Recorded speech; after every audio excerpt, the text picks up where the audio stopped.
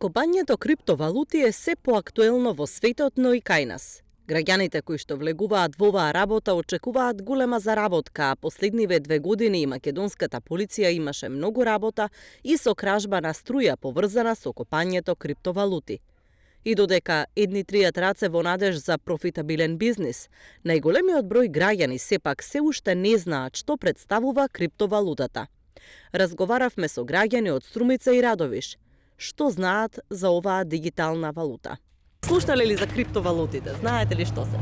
Нешто слушаме на телевизијата. Шо е тоа? Нема како постарите генерации, некако не го разбираме тоа.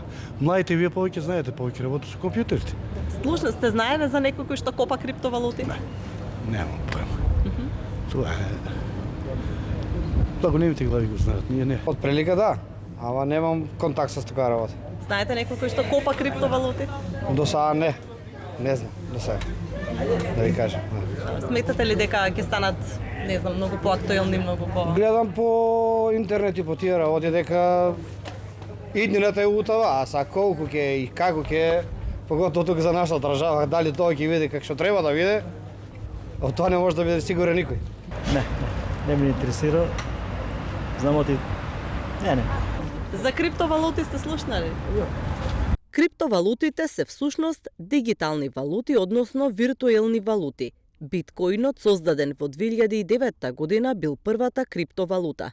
Според Народна банка, криптосредствата се сметаат за специфичен вид нематеријално средство, засновано на одредени технологии кое што не е издадено, ниту пак неговата вредност е гарантирана од Централна банка.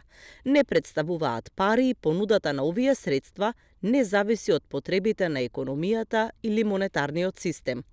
Криптосредствата немаат конкретна појава во каков било физички облик, вклучително и како книжни или ковани пари.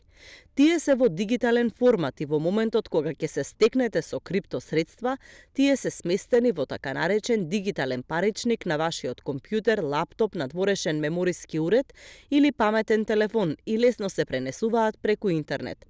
Во Македонија полицијата годишно поднесува стотици пријави за кражба на струја за копање криптовалути.